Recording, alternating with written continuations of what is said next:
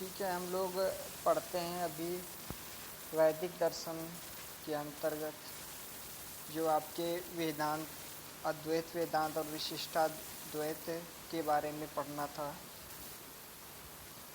वैदिक नहीं, वेदांत दर्शन पढ़ रहे हैं। ठीक है, तो वेदांत दर्शन के अंतर्गत बहुत सी बातें हम लोगों ने शंकराचार्य के बारे में पढ़ी थी और कुछ रामानुजाचार्य के बारे में बातें पढ़ी थी। उन्होंने ब्रह्म विचार और माया विचार के बारे में क्या बात कही, ईश्वर और आत्मा के संबंध में, और कुछ शिक्षा के परिप्रेक्ष्य में उनकी बातें जो वहाँ से उन्होंने एक अलग प्रकार से उन्होंने शिक्षा के बारे में तो बात नहीं की है, लेकिन उनके जो विचार हैं उन विचारों से जो शिक्षा शास्त्री हैं उन्होंने उन विचारों से निष्कर्ष निकाला, वहाँ से विचार देखे, तो उन्होंने शिक्षा के परिप्रेक्ष्य में जो उनके विचार मिल रहे थे उनको यहाँ पर बताया है। तो अब लेकिन जो उनके विचार थे तो शिक्षा के परिप्रेक्ष्य में वहाँ से हम मूल्यांकन करते हैं, तो मूल्यांकन के क्या मूल्यांकन, उसमें कुछ पॉजिटिव कुछ नेगेटिव चीज़ें भी होंगी, तो उनको देखते हैं।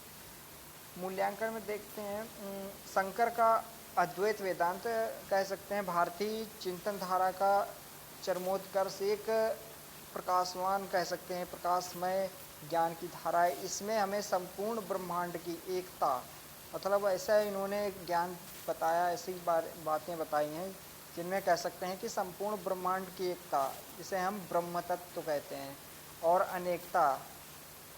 एकता और अनेकता, ब्रह्मा के माया तत्व का स्पष्ट ज्ञान इन्होंने कराया और इसकी जो शक्ति है उससे भी हमें परिचित कराया है शंकराचार्य ने। इसी शक्ति की अनुभूति है, जिस मार्ग की चर्चा शंकर ने की है उस मार्ग की चर्चा हम कह सकते हैं भारत में ही नहीं, उसकी चर्चा पूरे विश्व में, पूरे संसार में इसकी चर्चा कर सकते हैं। इसका आभारी रहेगा इनके विचारों का, उसका जो ब्रह्म तत्व है, ब्रह्म तत्व की जो अनंत शक्ति है उसका तो आभारी रहेगा पूरा विश्व ही। लेकिन जो उसमें किसी भी प्रकार का कोई भी मूल्यांकन भी नहीं करते हैं कि निगेटिव है या पॉजिटिव है, ऐसा कुछ नहीं करेंगे। लेकिन जो उसका मायावाद है, उसका शंकर का मायावाद वो उपनिषद दर्शन से बिल्कुल ही अलग है, और वही मायावाद वो है आलोचना का विषय है। क्यों? क्योंकि जब उन्होंने शंकर ने बताया कि ब्रह्मा कैसा है, ब्रह्मा सत्य है, और वो भी कहते हैं कि माया जो है वो ब्रह्मा से ही उत्पन्न हुई है, और जो माया ब्रह्मा से ही माया उत्पन्न हुई है तो वो असत्य कैसे हो सकती है, मतलब जो चीज़ जिस चीज़ से उत्पन्न हुई है तो वो असत्य कैसे हो सकती है। और ये वस्तु जगत, मतलब माया भी असत्य कैसे हो सकती है, और ब्रह्मा से ये वस्तु जगत निर्मित हुआ है तो ये वस्तु जगत भी कैसे असत्य हो सकता है। तो इसकी आलोचना का विषय यह है। परंतु इस वस्तु जगत एवं उसमें मानव जीवन की व्यवहारिक सत्ता मानकर इन्होंने शिक्षा के विषय में जो तथ्य उजागर किए हैं वे सार्वभौमिक एवं सार्वकालिक हैं।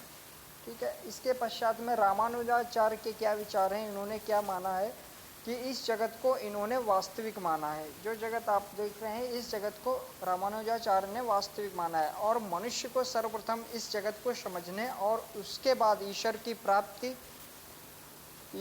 प्राप्ति के लिए प्रयत्न करने का उपदेश दिया है। मतलब रामानुजाचार्य का कहने का अर्थ ये है कि पहले आप इस मनुष्य इस जगत को पहले समझें, और उस जगत के बाद समझ करने के बाद में हम ईश्वर की प्राप्ति के लिए प्रयत्न करें।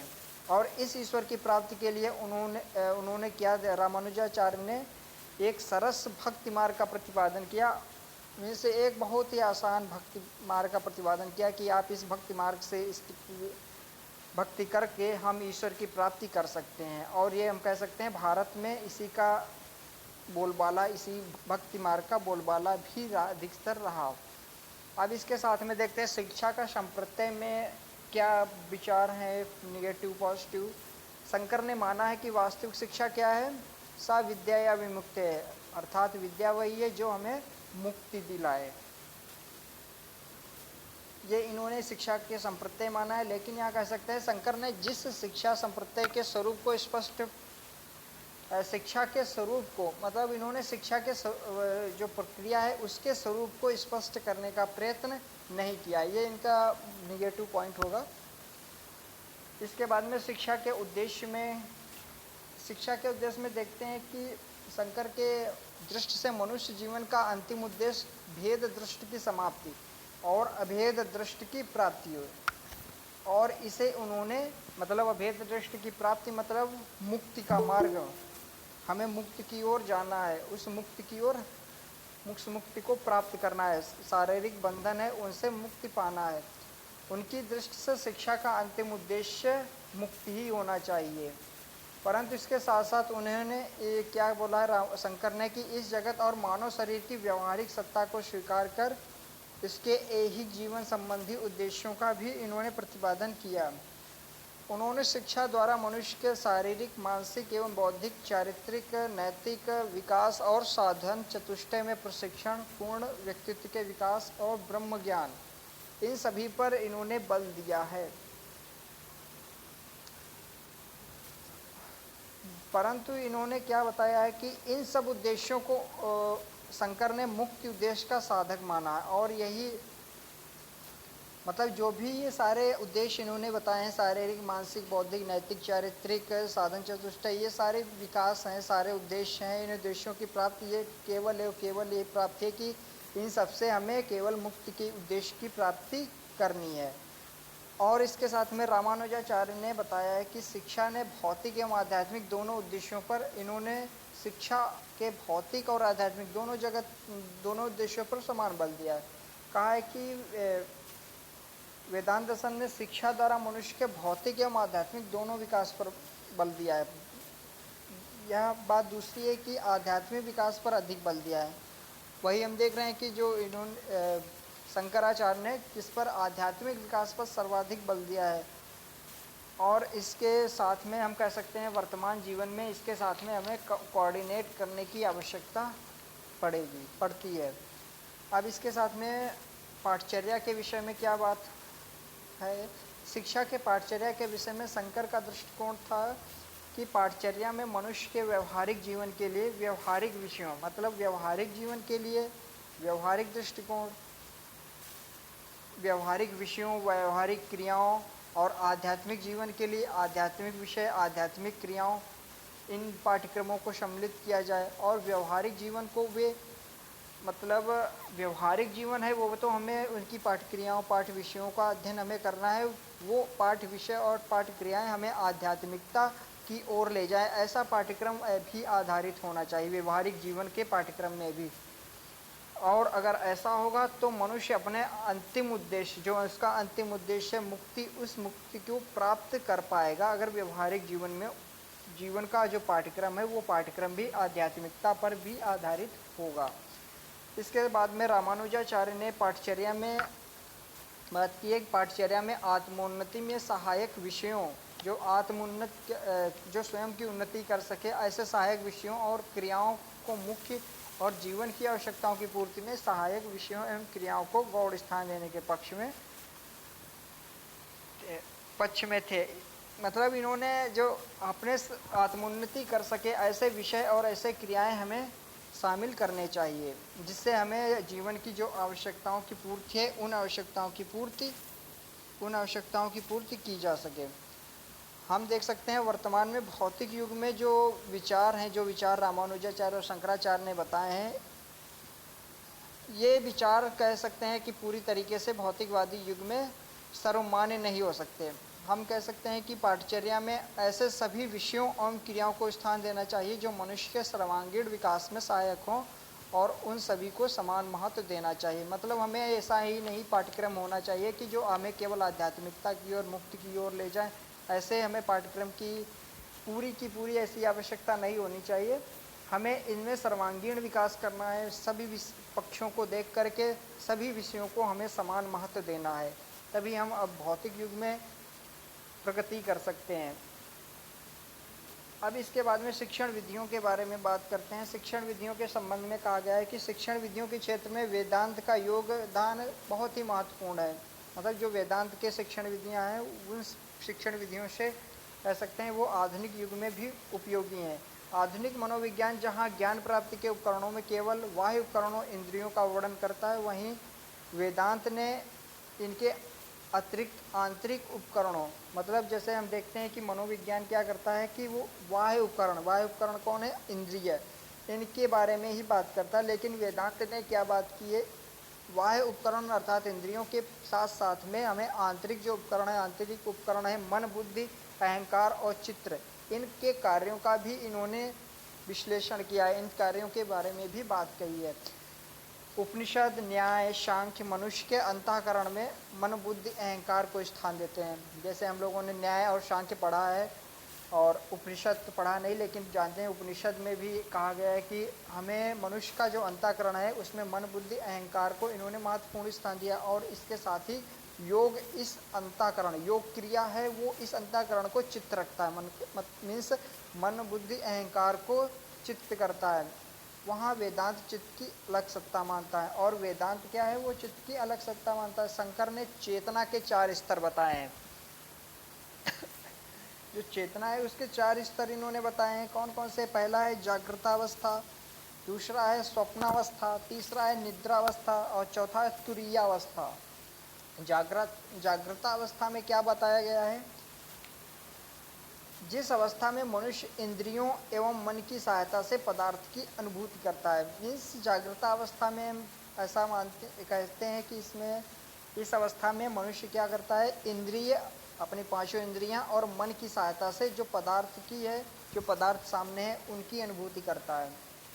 और नंबर 2 स्वप्नावस्था में जाएंगे तो वहाँ पर इस अवस्था में क्या होता है, इंद्रियां निष्क्रिय रहती हैं।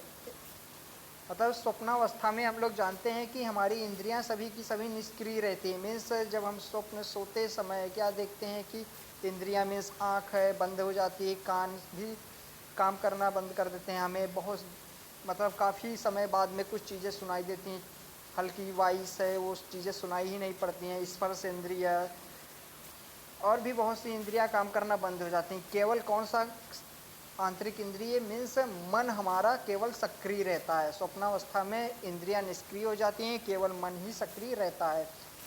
ये स्वप्नावस्था में बात की गई है, जब स्वप्न देखते हैं, निद्रा में होते हैं। उसके बाद में तीसरा है निद्रावस्था। इस अवस्था में मन निष्क्रिय हो जाता है परंतु चेतना क्रियाशील हो जाती है। मीन्स निद्रावस्था जब होती है तो क्या होता है, इंद्रियां तो निष्क्रिय रहती हैं, उसके साथ साथ में मन भी निष्क्रिय हो जाता है और चेतना जो है केवल वो हमारी क्रियाशील हो जाती है। चेतना मीन्स कह सकते हैं आत्मा जो होती है, जो चेतन तत्व हमारे अंदर होता है, वो केवल क्रियाशील रहती है निद्रावस्था में। नंबर 4 में तुरीयावस्था। इस अवस्था में क्या होता है, मनुष्य का जो शरीर है, मन है, बुद्धि है, मनुष्य का शरीर, मन और बुद्धि सबसे ऊपर उठ जाता है और समाधि की स्थिति में पहुंच जाता है। इस प्रकार से इन्होंने 4 स्तर शंकर ने चेतना के बताए हैं। इसके बाद में वर्तमान मनोविश्लेषणवादी मनोविज्ञान द्वारा विवेचित व्यक्ति संरचना से कहीं अधिक गहन है। शंकर केवल श्रवण अथवा स्वाध्याय में विश्वास नहीं करते थे। मीन्स शंकर का मानना था कि श्रवण और हम स्वाध्याय हमें ऐसा ही नहीं करना है। इसके साथ में वो कहते हैं उसके बाद मनन, चिंतन और निध्यासन, नित्य प्रयोग पर भी बल देते थे। मीन्स हमें श्रवण ही नहीं करना है, स्वाध्याय ही नहीं करना है, इसके साथ साथ हमें उन बातों को चिंतन मनन भी करना है और नित्य उन बातों का प्रयोग भी करना है, नित्य उन बातों को दोहराना भी है। में जैसे करते हैं कि हम बातों को सुन लेते हैं लेकिन हम क्या करते हैं, उन बातों का चिंतन मनन हम नहीं करते हैं। स्वाध्याय करते हैं, पढ़ लिए लेकिन पढ़ते हैं हम लोग भी, तो इसका अर्थ है ना कि उसका हम प्रयोग ना करें, उनका भी हम चिंतन मनन भी करें समय समय पर और उसका प्रयोग भी करें नित्य ध्यान, नित्य प्रयोग में। हमारी दृष्टि से कह सकते हैं कि श्रवण अथवा स्वाध्याय, मनन अर्थात चिंतन और निधिध्यासन अर्थात नित्य प्रयोग द्वारा अनुभूत ज्ञान ही सच्चा ज्ञान होता है और यही शिक्षण की सर्वोत्तम विधि है। और कह सकते हैं कि शंकर के शिक्षण अधिगम मनोविज्ञान को समझने का मतलब, जो शंकर ने इस शिक्षण विधि के बारे में बात की है, इसको हमें आज के युग में समझना चाहिए। उसके बाद में देखते हैं अनुशासन के परिप्रेक्ष्य में क्या बात कही गई है। अनुशासन में मुख्य तत्व क्या होता है, शासन। शंकर के अनुसार जब मनुष्य इंद्रियों के शासन में रहता है तब वह पशु स्तर पर रहता है। मन अर्थात जब इंद्रियां मनुष्य का काम कराती हैं तो वो मनुष्य नहीं रहता है, वो मनुष्य पशु के स्तर पर रहता है, अपने इंद्रियों के कंट्रोल में नहीं रहता है। जब समाज द्वारा निश्चित नियमों के शासन में रहता है तो वह सामाजिक स्तर पर पहुंच जाता है। अर्थात कह सकते हैं कि जैसे समाज द्वारा जो भी नियम कायदे कानून बनाए गए हैं, अगर उन नियम कायदे कानून के शासन में आप रहते हो तो वो अनुशासन सामाजिक स्तर का अनुशासन कहलाएगा। और जब वह आत्मा के शासन में रहता है तो आध्यात्मिक स्तर पर पहुंच जाता है। मीन्स जब आत्म अनुशासन के आधार पर रहता है, आत्मा के अनुशासन में रहता है, तो वो आध्यात्मिक स्तर पर पहुंच जाएगा। हम कह सकते हैं आत्मा अनुशासन अनुशासन की उच्चतम सीमा है। अर्थात यहाँ पर हम देख सकते हैं कि जो उच्चतम सीमा अनुशासन की मानी गई है वो है आत्मा अनुशासन, आत्मा की सुनना। जो स्वयं के आत्मा कहती है उस आत्मा के अनुसार ही अपने कार्य करना है। हमें इसी को प्राप्त करना चाहिए। मीन्स हमें आत्म अनुशासन को ही धारण करना चाहिए। कह सकते हैं कि शंकर अनुशासन को बाह्य व्यवस्था न मारकर आंतरिक शक्ति मानते थे। मतलब जो शंकर के अकॉर्डिंग है अनुशासन है वो बाह्य व्यवस्था नहीं है कि हम बाह्य से किसी के ऊपर उस अनुशासन को थोपे है। वो अनुशासन होगा वो आंतरिक शक्ति, आंतरिक अनुशासन होगा। वही अनुशासन को इन्होंने माना है। आत्मा अनुशासन मीन्स आत्मा के नियंत्रण में होना। लेकिन यहाँ पर हम एक निगेटिव पॉइंट में देख सकते हैं इनके इस विचार को कि हम बच्चों से, जो छोटे छोटे बच्चे हैं 5-6 साल 8 साल के बच्चों से आत्मा के नियंत्रण में होने की अपेक्षा नहीं कर सकते। मीन्स हम उनसे किस प्रकार से हम आत्मनियंत्रण करने की अपेक्षा कर सकते हैं। वर्तमान समय में देखते हैं कि हमें अनुशासन को स्वानुशासन के रूप में ही लेना चाहिए। मतलब आत्मानुशासन नहीं, हमें स्वानुशासन के रूप में इसे लेना चाहिए। स्वानुशासन का अर्थ है कि बाह्य दबाव के कारण नहीं, स्वेच्छा से नियमों के अनुसार आचरण करना। स्वानुशासन में मीन्स ऐसा होता है कि बाह्य दबाव का कारण नहीं हमें मानना, बाह्य दबाव के कारण हमें नहीं करना है। मतलब ऐसा करना है कि जो भी हमारे नियम कायदे कानून बना दिए गए हैं उन नियम कायदे कानून को स्वेच्छा से उनका हम पालन करें, तभी हम वो स्वानुशासन होगा। सच्चे अनुशासन की प्राप्ति के लिए शंकर ने जिस योग क्रिया की बात कही है वो प्रभावी है कह सकते हैं, परंतु सभी बच्चे उसका पालन नहीं कर सकते। मीन्स जो योग क्रिया है वो काफ़ी प्रभावशाली है, लेकिन सभी बच्चे उन योग क्रिया का पालन नहीं कर सकते। उनकी प्राप्ति के लिए हम सर्वप्रथम उचित पर्यावरण के निर्माण की बात करेंगे, और यदि बच्चों को योग क्रियाओं की ओर अक्सर किया जा सके तो वो कह सकते हैं कि सर्वोत्तम उपाय होगा। मीन्स यहाँ पर हम कह सकते हैं जो निष्कर्ष निकलता है स्वानुशासन पर आधुनिक परिप्रेक्ष्य से देखेंगे तो वो स्वानुशासन ही हमारा सच्चा अनुशासन होगा। उसके बाद में शिक्षक और शिक्षार्थी के विषय में क्या विचार हैं। शिक्षक को जीवन मुक्ति और शिष्य को साधन चतुष्टय का निर्देश देना शंकर वेदांत की एक और बड़ी विशेषता बतलाते हैं। हम कह सकते हैं कि वर्तमान समय में जो शिक्षक हैं और शिक्षार्थी हैं शंकर के इस निर्देश का पालन कर सकें तो कह सकते हैं शिक्षा जगत की सारी समस्याओं का अंत हो जाएगा। मतलब जो भी विचार इन्होंने शिक्षक और शिक्षार्थी के परिप्रेक्ष्य में बताए हैं उन निर्देशों का हमें पालन करें तो हम कह सकते हैं जो शिक्षा जगत की समस्याएं हैं उन समस्याओं का अंत हो सकता है। उन समस्याओं से हम कहीं ना कहीं छुटकारा पा सकते हैं। उसके बाद में विद्यालय के परिप्रेक्ष्य में क्या विचार हैं शंकर उच्च विशिष्ट और आध्यात्मिक शिक्षा के लिए गुरु आश्रमों के समर्थक थे। मीन्स जो हमें शिक्षा प्रदान करनी है वो उच्च विशिष्ट और आध्यात्मिक शिक्षा प्रदान करनी है तो इसके लिए गुरु आश्रम ही सर्वोत्तम होंगे। और कह सकते हैं कि आज का युग है जो जनसंख्या और ज्ञान के क्षेत्र में बहुत ही बढ़ोतरी की है। मतलब जनसंख्या काफ़ी बढ़ोतरी हो रही है इस वर्तमान समय में और ज्ञान के क्षेत्र में भी बहुत कुछ प्रगति कर ली है। तो हम कह सकते हैं इस स्थिति में हम गुरुकुल प्रणाली को स्वीकार नहीं कर सकते। हम इस परिस्थिति में इतने गुरु आश्रम नहीं बनाए जा सकते, गुरु आश्रम में हम शिक्षा नहीं दे सकते।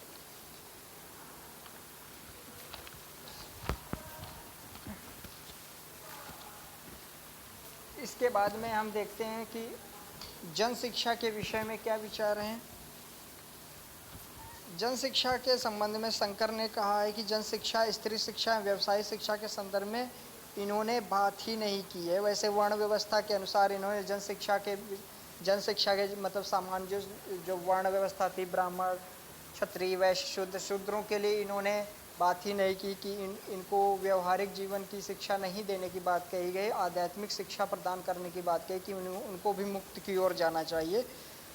और इसके वैसे अलग से इन्होंने स्त्री शिक्षा, व्यवसाय शिक्षा, जन शिक्षा के बारे में बात नहीं की है। इसके साथ में रामानुजाचार्य ने जन शिक्षा की बात पर इन्होंने बात कही है। इन्होंने इनकी आवश्यकता को महसूस किया है और कहा है कि इनको जन शिक्षा, सभी लोगों को समान रूप से शिक्षा देनी चाहिए, स्त्री शिक्षा, व्यवसाय शिक्षा भी देनी चाहिए।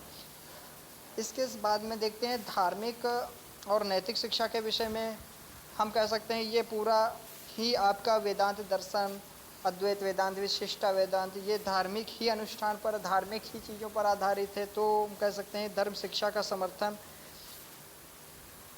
करना स्वाभाविक है इन दोनों का, अर्थात धर्म शिक्षा का शंकर और रामानुजाचार्य ने दोनों ने पूर्ण समर्थन किया है कि हमें धर्म शिक्षा प्राप्त करनी ही चाहिए। अब इसके साथ में जो निष्कर्ष निकलेगा, जो पूरा हम सार देखेंगे कि क्या सार निकल रहा है, जो भी हम लोगों ने वेदांत दर्शन के बारे में अभी तक पढ़ा है। हम यूँ कह सकते हैं कि भारत में जो शंकर के बाद जितना भी चिंतन हुआ है वो उनके वेदांत दर्शन के वेदांत दर्शन के आधार पर ही हुआ है। मीन्स जो जैसे कह सकते हैं कि हमारे आधुनिक युग के जो भी भारतीय चिंतक रहे हैं, भारतीय चिंतक जैसे हमारे स्वामी दयानंद सरस्वती हैं, स्वामी विवेकानंद है, उन्होंने नव वेदांत की बात की है। मीन्स जितना भी उन्होंने विचार दिए हैं, उनके जो भी कर्म योग, ध्यान योग, भक्ति योग, ये सारे इनके पढ़ोगे तो उनमें उनका विचार जो है वो वेदांत दर्शन के आधार पर ही मिलता है। गांधी जी हैं, महात्मा गांधी के भी विचारों को वेदांत दर्शन के आधार पर देख सकते हैं। रविंद्रनाथ टैगोर हैं, श्री अरविंदो हैं। इन लोगों के दार्शनिक एवं जो शैक्षिक विचार का विश्लेषण करेंगे तो हम वहाँ पर उनका निष्कर्ष पाएंगे कि वो सब वेदांत दर्शन के बहुत ही निकट थे, बहुत ही संपर्क में थे। मीन्स उनके जो विचार हैं वेदांत दर्शन के आधार पर ही मिल रहे हैं।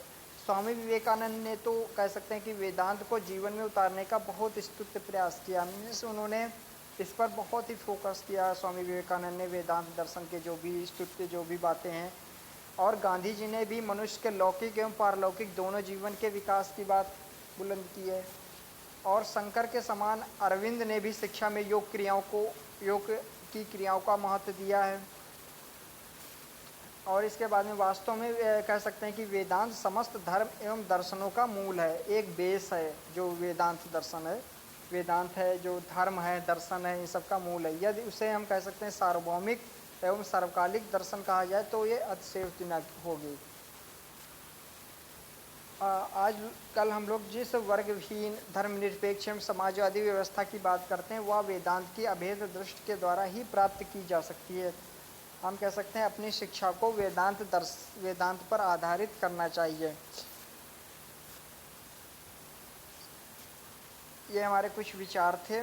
और इसके बाद में एक विचार और देख सकते हैं। एक बात यहाँ पर है कि अद्वैत शब्द का क्या अर्थ यहाँ पर लिया गया है।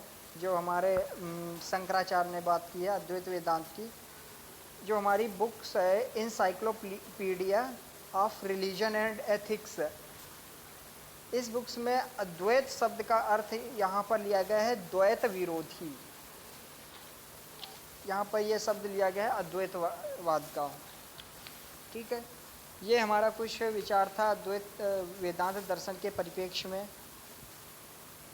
ठीक है, अब इसके बाद में जो रामानुजाचार्य का हम लोगों का छूटा हुआ था दार्शनिक चिंतन, हम लोगों का ये शैक्षिक चिंतन तो कंप्लीट हो गया सभी के बारे में। दार्शनिक चिंतन रामानुजाचार्य का है। रामानुजाचार्य ने, आप लोग जानते हैं, विशिष्टाद्वैत संप्रदाय का प्रवर्तन किया है। इसके प्रतिपादक हैं, विशिष्टाद्वैत प्रदर्शन के प्रतिपादक हैं। और ये इस संप्रदाय को हम श्री संप्रदाय के नाम से भी जानते हैं, ये भी आप याद रखिएगा। जैसे कभी कभी आ जाता है कि श्री संप्रदाय या विशिष्टाद्वैत दर्शन दोनों आ जाते हैं, तो हम इसको श्री संप्रदाय के नाम से भी जानते हैं। ओके, फिर ठीक है, हम लोग समय के अभाव में इसकी बात नहीं करते हैं। हाँ, एक बात और कर लेते हैं, इनके परिप्रेक्ष्य परिणामवाद की बात कर लेते हैं रामानुजाचार्य के बारे में। इन्होंने क्या परिणामवाद के बारे में बात कही है, फिर हम इसको समाप्त करते हैं। रामानुजाचार्य का जो सृष्टि विकास क्रम है वो सांख्य की तरह ही है। मतलब ये सृष्टि का विकास किस प्रकार से हुआ इसके बारे में इन्होंने बात की है। जो सृष्टि विकास क्रम इन्होंने बताया है वो सांख्य की तरह ही इन्होंने माना है। अंतर केवल इतना है कि रामानुज ने उपनिषद में वर्णित है पंचीकरण की प्रक्रिया, इसको इन्होंने स्वीकार किया है। पंचीकरण की प्रक्रिया क्या है वो अभी हम आगे देखेंगे। उपनिषद में इनकी पंचीकरण की प्रक्रिया के बारे में बताया गया है। सांख्य की मान्यता, सांख्य क्या कहता था कि प्रकृति ही जगत के रूप में परिणत होती है, और पंचीकरण की प्रक्रिया के अनुसार पंचीकरण प्रक्रिया में कहा गया है कि भूतादि अहंकार से सर्वप्रथम मीन्स जो भूतादि अहंकार है उससे सर्वप्रथम 5 सूक्ष्म भूतों का क्रमशः विकास होता है। मतलब विकास इन्होंने बताया जो भूतादि अहंकार से सर्वप्रथम 5 सूक्ष्म भूत हैं उनका क्रमशः विकास होता है। पहले किसका विकास हुआ? पहले आकाश का विकास हुआ, उसके बाद में इस आकाश में वायु का विकास हुआ, आकाश के बाद में वायु, वायु के बाद में अग्नि का विकास हुआ, और अग्नि के साथ में जल का विकास हुआ, और जल के बाद में पृथ्वी का विकास हुआ। ये इन्होंने बात की है जो उपनिषद में पंचीकरण की प्रक्रिया दी गई है, और ये भूतादि अहंकार से इन्होंने इस विकास क्रम को माना है। और इन 5 भूतों का पुनः 5 प्रकार से संयोग होता है, जिससे 5 स्थूल महाभूतों का आविर्भाव होता है। मीन्स जो 5 भूत इन्होंने बात की है, आकाश, वायु, अग्नि, जल, पृथ्वी, इन सब का फिर से 5 प्रकार से संयोग होता है, सभी का 5 प्रकार से फिर से संयोग होता है, जिससे 5 स्थूल महाभूतों का आविर्भाव होता है। इस सिद्धांत के अनुसार प्रत्येक स्थूल महाभूत में आधा भाग, मतलब जो 5 हैं एक दूसरे से सभी का कोऑर्डिनेट करेंगे, ऐड करेंगे, वहाँ पर जो आधा भाग है वो इस महाभूत का अपना होता है, और शेष आधे भाग में अन्य महाभूतों के बराबर बराबर भाग होते हैं। कैसे देखते हैं कि एक एग्जाम्पल के थ्रू, जैसे आकाश है तो इस आकाश का आधा भाग आकाश का होगा। जैसे कोई भी चीज़ हम ले सकते हैं एग्जाम्पल के थ्रू, जैसे पानी है, और पानी में आधा भाग पानी का होगा, उसके बाद में पानी में हम 4 तत्व और डालेंगे, 4 तत्व और डालेंगे, कोई भी द्रव्य हो सकते हैं, दूध हो गया, तेल हो गया, मीन्स और भी 4 प्रकार के द्रव्य हम इसमें डाल सकते हैं, पेट्रोल हो गया, और भी ऑयल का किसी भी प्रकार के कोई भी द्रव्य हो गए। तो ऐसे इसमें समझते हैं आकाश का आधा भाग हो जाएगा, वायु का, अग्नि का, जल का, पृथ्वी का, इन चारों को मिलाकर के आधा भाग हो जाएगा। मतलब आकाश का आधा और चारों का आधा, वायु, अग्नि, जल, पृथ्वी, मतलब वायु का 1/8 भाग, अग्नि का 1/8 भाग, जल का 1/8 भाग, और पृथ्वी का भी 1/8 भाग। मतलब जब इनको ऐड आप करोगे, सॉल्व करोगे, तब हमारा आकाश एक बनेगा, आधा भाग और 1/8, 1/8, 1/8, 1/8, तो बनेगा 1/2, 1/2, 1/2 इज इक्वल टू 1 होगा, मीन्स तब हमारा आकाश बनेगा। ऐसे ही वायु का जब करेंगे, जब वायु को इन सभी तत्वों के साथ इसका समन्वय करेंगे, तो वायु का आधा भाग और बाकी शेष के 1/8 भाग, मतलब आकाश का 1/8 भाग, अग्नि का, जल का और पृथ्वी का 1/8 भाग हो जाएगा, बनेगा 1। उसके बाद में इसी प्रकार से देखेंगे अग्नि का भी हम इसी में देखेंगे, तो अग्नि का 1/2 भाग, आधा भाग हो जाएगा, और शेष चारों के 1/8 भाग 1/8 भाग करके आधा भाग वो बनेगा, तो 1 बनेगा अग्नि का। जल का बनेगा इसी प्रकार से, जल को लेंगे आधा भाग और शेष चारों लेंगे 1/8 भाग, तो आपका जल भी हो जाएगा 1। इसी प्रकार से पृथ्वी का भी देखेंगे, पृथ्वी का 1/2 भाग लेंगे, और उस पृथ्वी के 1/2 भाग के अतिरिक्त जो 4 तत्व और बचे हैं, 4 भूत बचे हैं, आकाश, वायु, अग्नि, जल, इनके 1/8 भाग हम लेंगे, तो हमारा पृथ्वी 1 बनेगा। अर्थात रामानुजाचार्य ने इनके अनुसार कह सकते हैं सभी सांसारिक पदार्थ इन्हीं 5 महाभूतों से निर्मित होते हैं, इसलिए सभी सांसारिक वस्तुओं में 5 महाभूतों के तत्व पाए जाते हैं। ये इन्होंने परिणामवाद के अंतर्गत सृष्टि के ये पंच महाभूतों के बारे में इन्होंने, और जो भी वस्तु हैं उनमें पंच महाभूतों के तत्व की बात कही है। ठीक है, ये इनके विचार थे रामानुजाचार्य के परिणामवाद के परिप्रेक्ष्य में। और भी इन्होंने बहुत से अलग विचार कहे हैं, जैसे मोक्ष के बारे में भी बात की है, माया के बारे में भी बात की है, ब्रह्मा के बारे में, जीव के बारे में, जगत के बारे में, सगुण निर्गुण ब्रह्मा, सगुण ब्रह्मा के बारे में बात की है। और भी इन्होंने ऐसे ही बात की है, सत असत के बारे में बात की है, भेद अभेद, अभेदा भेद, इन सब के बारे में इन्होंने बात की है। तो ये इनका दार्शनिक चिंतन है, लेकिन हमें यहाँ पर अधिक से अधिक शैक्षिक चिंतन को पढ़ना था।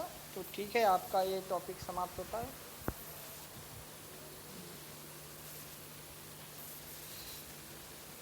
हम लोग अब इस वेदांत दर्शन के बाद में देखेंगे मानवाधिकार, ह्यूमन राइट्स एजुकेशन के बारे में क्या विचार हैं। ह्यूमन राइट्स को भी हमें पढ़ना है, तो सिलेबस भी समाप्त करना, इसलिए इसको पढ़ते हैं।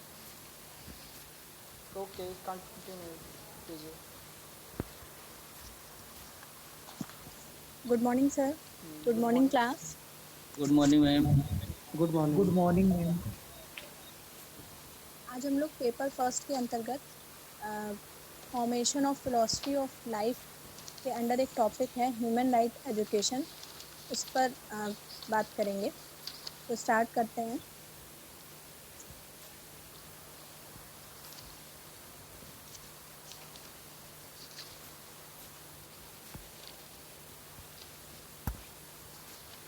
Human rights education. तो सबसे पहले देख लेते हैं कि इसके अंतर्गत हम क्या क्या पढ़ेंगे। Meaning of human rights, international NGOs work for human rights, human rights education क्या है, डेफिनेशंस क्या हैं ह्यूमन राइट एजुकेशन की, और कौन कौन से प्रोविजंस हैं कॉन्स्टिट्यूशन में जो ह्यूमन राइट को सेफगार्ड करते हैं, वेरियस ह्यूमन राइट ऑर्गेनाइजेशन और उनके रिप्रेजेंटेटिव ने किस तरीके से ह्यूमन राइट एजुकेशन को अपने तरीके से डिफ़ाइन किया है, ऑब्जेक्टिव्स क्या होने चाहिए ह्यूमन राइट एजुकेशन के अंतर्गत, लर्निंग ऑब्जेक्टिव्स क्या होने चाहिए ह्यूमन राइट एजुकेशन के अंतर्गत, करिकुलम कैसा होना चाहिए ह्यूमन राइट्स एजुकेशन के अंतर्गत, और human right education can be incorporated into the school curriculum in several ways. Teaching methodology कैसी होनी चाहिए, पीडागोगिकल टेक्निक्स कैसी होनी चाहिए, ह्यूमन राइट एजुकेशन के प्रिंसिपल क्या हैं, उसके इम्पोर्टेंस क्या है, और human right education other concept से कैसे रिलेटेड है, प्रॉब्लम्स क्या क्या है ह्यूमन राइट एजुकेशन की इंडिया में, और 21st सेंचुरी में ह्यूमन राइट एजुकेशन का क्या रोल है, और उसके लास्ट में पढ़ेंगे कंक्लूजन, लास्ट है हमारा रेफरेंसेस। तो स्टार्ट करते हैं ह्यूमन राइट एजुकेशन से। Human right education human rights के अंतर्गत आता है। तो सबसे पहले हम पढ़ेंगे कि ह्यूमन राइट है क्या। Human beings are born equal in dignity and rights. मानव का जन्म उसकी गरिमा और अधिकारों में समान रूप से होता है। डिग्निटी का यहाँ पे अर्थ है गरिमा। Human rights are the inherent to all human beings regardless of nationality, sex, national और ethnic origin, colour, religion, language और any other status. They can not be given और टेकन अवे। ह्यूमन राइट सभी मनुष्यों के लिए अंतर्निहित है। उसे ना तो हम दे सकते हैं और ना ही लिया जा सकता है, चाहे वो किसी भी नेशनैलिटी का हो, किसी भी जेंडर का हो, सेक्स का हो, और उसका कोई भी एथनिक ओरिजिन हो, कलर हो, किसी भी धर्म का हो, किसी भी भाषा क्षेत्र का हो। तो ह्यूमन राइट्स सबके अंतर्गत अंतर्निहित है। Human rights are the foundation for freedom, justice and peace in the world. Human right एक फाउंडेशन है स्वतंत्रता के लिए, जस्टिस के लिए और पीस के लिए पूरे विश्व में। They are the formally and universally recognized by all countries in the Universal Declaration on Human Rights 1948 के अनुसार फॉर्मली और यूनिवर्सली सभी देशों ने इसको अपनाया है।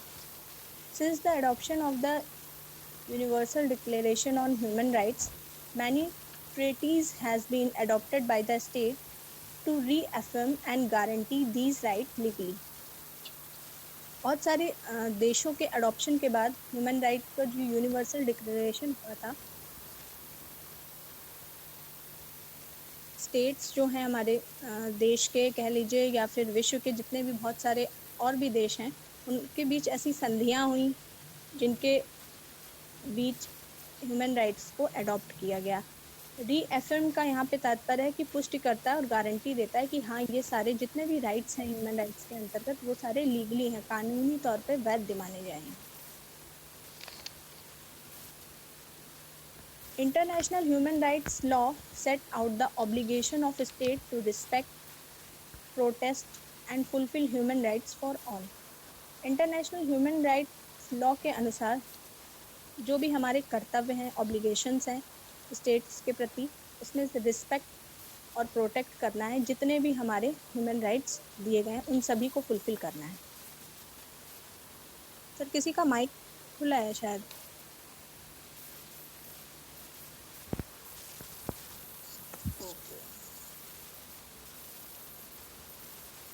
नहीं, किसी का नहीं खुला माइक, भाई है।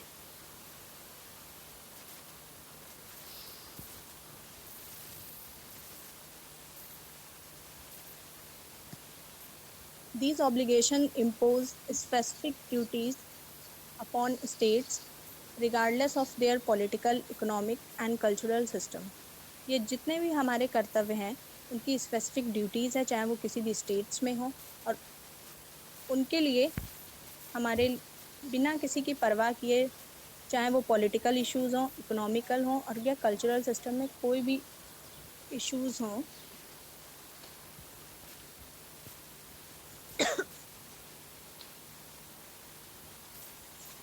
इन सारी चीज़ों को ध्यान में रखते हुए ही सारे ह्यूमन राइट्स जो भी दिए गए हैं उनको सबको कर्तव्य को पूरा करता है। All human rights are universal, indivisible, interdependent and interrelated. ये वियना डिक्लेरेशन दिया गया था 1993 के अंतर्गत, जिसमें बताया गया जितने भी हमारे ह्यूमन राइट्स हैं वो यूनिवर्सल हैं, इंडिविजुअल हैं, इंटरडिपेंडेंट हैं और इंटररिलेटेड हैं। मतलब एक दूसरे पर निर्भर कर रहे हैं, यूनिवर्सल हैं जिन्हें सभी को मानना है पूरे यूनिवर्स में, और इंटररिलेटेड है, एक दूसरे से इंटरकनेक्टेड भी हैं। नेक्स्ट पॉइंट है equality and non discrimination are the foundation and cross cutting principle in international human rights law. This means that all human rights apply to everyone. Equality और non discrimination का यहाँ पे मतलब है बिना किसी भेदभाव के, और जो भी फाउंडेशन और क्रॉस कटिंग प्रिंसिपल हैं इंटरनेशनल ह्यूमन राइट्स के अकॉर्डिंग, वो सभी पर ही लागू होते हैं, चाहे वो किसी भी ह्यूमन राइट्स के अंतर्गत आए। कुछ एनजीओज ऐसे हैं जो ह्यूमन राइट्स पर वर्क करते हैं, जिसमें पहला है एमनेस्टी इंटरनेशनल, सेकंड है चिल्ड्रंस डिफेंस फंड जिसका शॉर्ट फॉर्म है CDF, थर्ड है the human right action centre और फोर्थ है सिमोन विसेंथल सेंटर। जो एमनेस्टी इंटरनेशनल है इसका हेडक्वार्टर लंदन यूनाइटेड किंगडम में है और ये एक तरह का नॉन गवर्नमेंट ऑर्गेनाइजेशन है। इसका उद्देश्य भी है ह्यूमन राइट्स के प्रति लोगों को जागरूक करना। और जो दूसरा है चिल्ड्रंस डिफेंस फंड, इसका हेडक्वार्टर वाशिंगटन DC में है और ये एक ऐसी पॉलिसीज़ और प्रोग्राम को तैयार करता है कि जो कि जैसा कि नाम से ही है कि चिल्ड्रन, जो कि बच्चों के लिए उनकी शिक्षा के प्रति कार्य करते हों और उन्हें प्रोटेक्ट कर रहे हों, जैसे कि पावर्टी से प्रोटेक्ट कर रहे हों या फिर वो कोई ऐसा वर्क कर रहे हों जिसके एवज में उनकी एजुकेशन ना हो पा रही हो। थर्ड है the human right action centre, इसका हेडक्वार्टर भी वाशिंगटन DC में ही है और ये भी ह्यूमन राइट के ही लिए ही कार्य करने वाला एक इंटरनेशनल NGO है। फोर्थ है सिमन विसेंथल सेंटर, इसका हेडक्वार्टर लॉस एंजल्स में है यूनाइटेड किंगडम में और इसका मकसद भी ह्यूमन राइट्स के लिए ही काम करना है। अब आगे बात करते हैं ह्यूमन राइट्स एजुकेशन, जो कि हमारा टॉपिक है। Human right education. Education as a human right means human right के में एजुकेशन का मतलब क्या होता है? The right to education is legally guaranteed for all without any discrimination.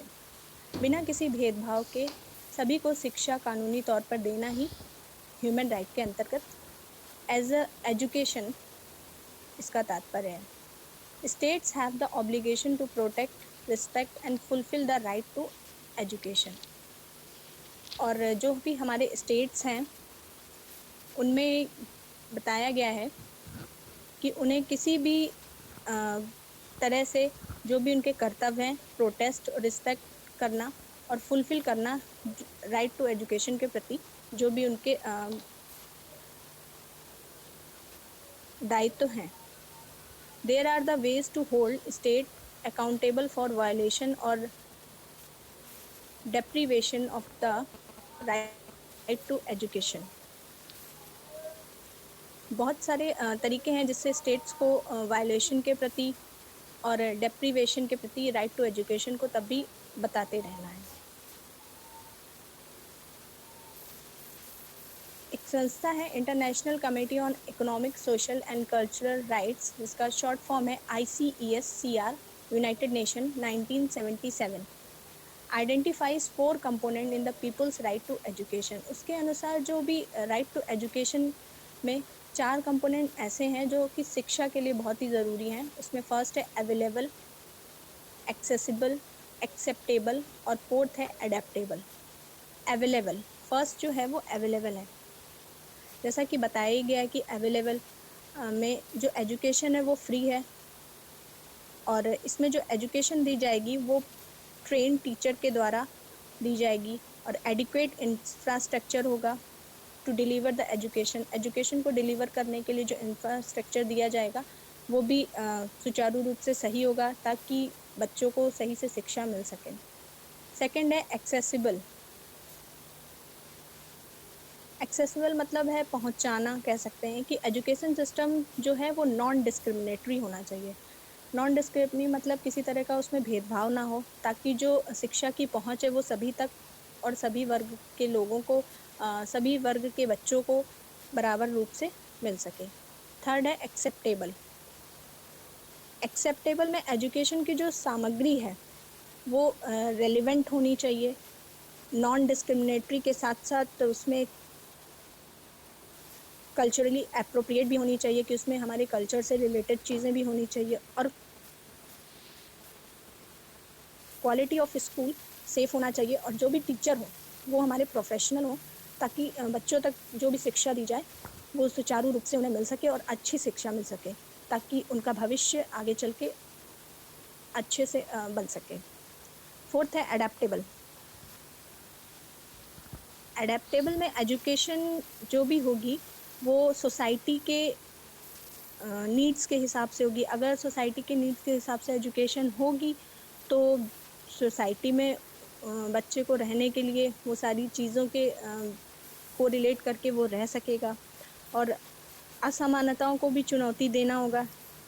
जैसे कि जेंडर डिस्क्रिमिनेशन एक असमानता है, तो ऐसी शिक्षा देनी चाहिए अडेप्टेबल के अंतर्गत ताकि जो जेंडर डिस्क्रिमिनेशन जैसी चीज़ें हैं वो आगे चल के इसमें परेशानी ना बढ़ा सकें। नेक्स्ट पॉइंट है recently 140 countries enacted right to basic education acts in their constitution. 140 देश ऐसे हैं जिन्होंने अपनी कॉन्स्टिट्यूशन में बेसिक एजुकेशन को एक तरह से कह सकते हैं कि एक अधिकार के रूप में उसे लिया है कॉन्स्टिट्यूशन में। नेक्स्ट पॉइंट है the importance and significance of right to education was recognised by the forefather of the nation by making it a constitutional goal and gave it space in the Indian Constitution।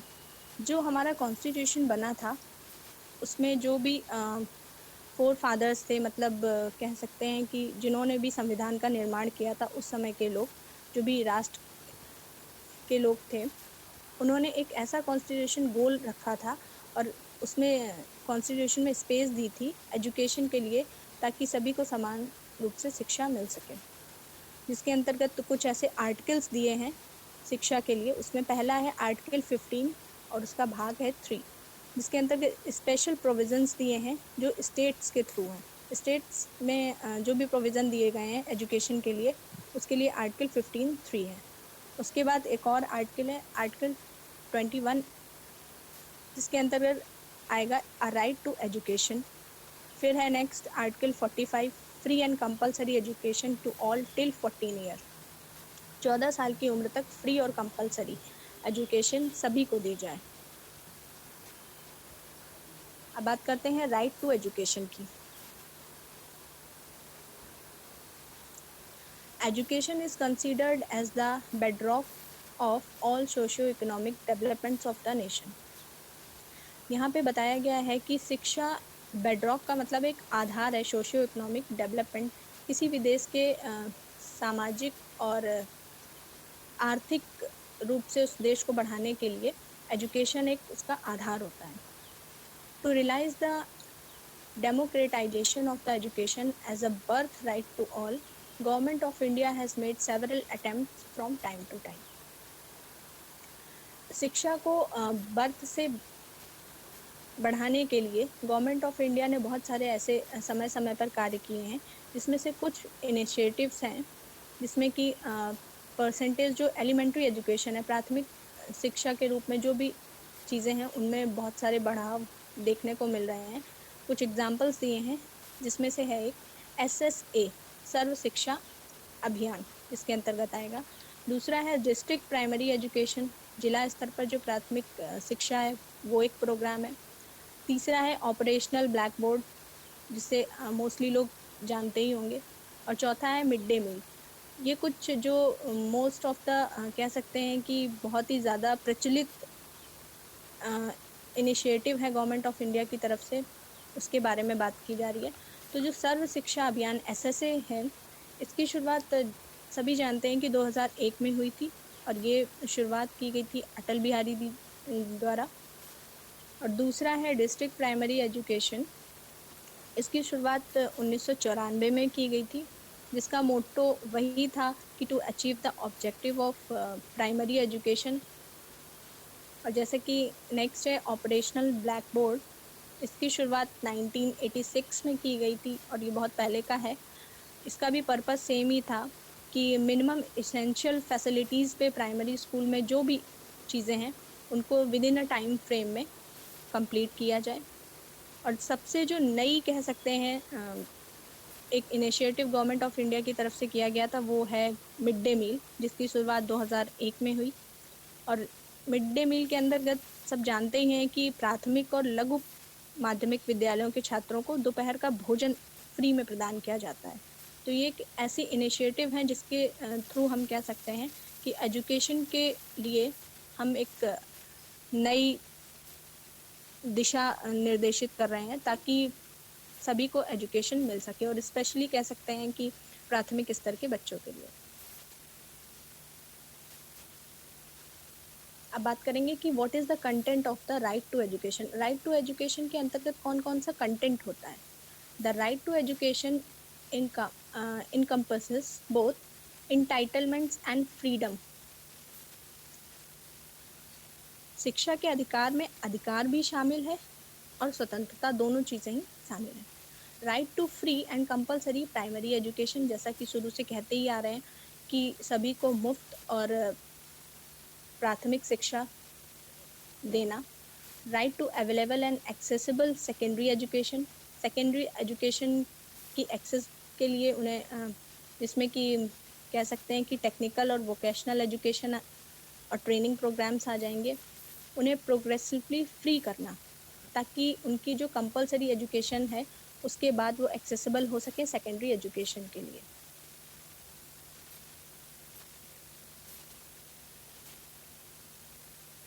Right to equal access to higher education on the basis of capacity made progressively free.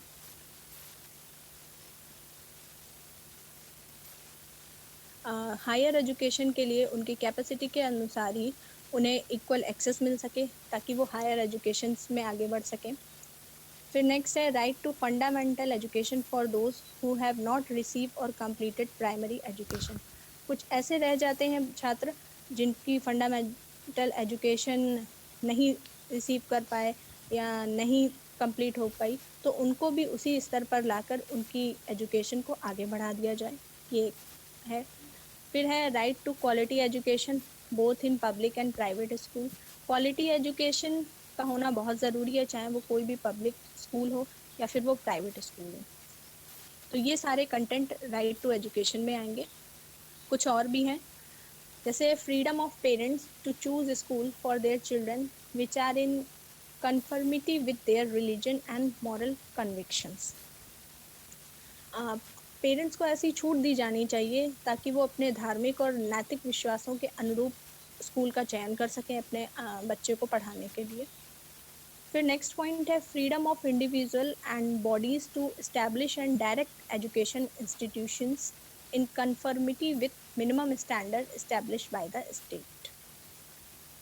प्रत्येक individual को ये आज़ादी मिलनी चाहिए, ये freedom मिलनी चाहिए कि वो डायरेक्ट एजुकेशन इंस्टीट्यूट्स में अपनी कंफर्मेटरी के हिसाब से मिनिमम स्टैंडर्ड जो भी तय हो उस स्टेट के, उसमें जाके वो अपनी शिक्षा को ग्रहण कर सके। Academic freedom of teachers and students. Academic freedom होनी चाहिए टीचर्स और स्टूडेंट्स के बीच में, ताकि बच्चों के और टीचर्स के बीच में जो भी कह सकते हैं कि क्लासरूम में जो भी एक्टिविटीज़ हों उसके दौरान वो एक दूसरे के साथ फ्रीली होके अपनी शिक्षा को ग्रहण कर सकें और टीचर भी फ्रीली होकर ही अपने स्टूडेंट के साथ रूबरू हो सके। फिर कुछ डेफिनेशंस हैं जो according to United Nation decade documents for human right education 1995 और 2004 के बीच दी गई हैं, जिसमें ह्यूमन राइट एजुकेशन मीन्स बताया गया है कि human right education is a life long process by which people at all level of development and in all strata of society learn respect for dignity of others and the means and method of ensuring that respect in all societies। Human right education एक ऐसा life long process है जिसके अंतर्गत जो भी व्यक्ति होगा वो किसी भी लेवल के विकास पे हो या फिर किसी भी सोसाइटी के किसी भी स्ट्रेटा पे हो, वो अपनी गरिमा को बनाए रखने के लिए या दूसरों की गरिमा को बनाए रखने के लिए और दूसरों के सम्मान को बनाए रखने के लिए उन सारे मेथड्स का पालन करेगा जो कि सोसाइटीज़ में दिए गए हैं। फिर एक और डेफिनेशन है the United Nation decades for human right education 1995-2004 के ही अंतर्गत बताई गई है कि human right education as a training dissemination and information efforts aimed at the building of a universal culture of human rights through the imparting of knowledge and skills and the molding of attitudes which are directed to human right education। एक ऐसी training है जिसका प्रसार करने के लिए और एक ऐसा प्रचार करने के लिए उस एम को बनाए रखना है कि बिल्डिंग ऑफ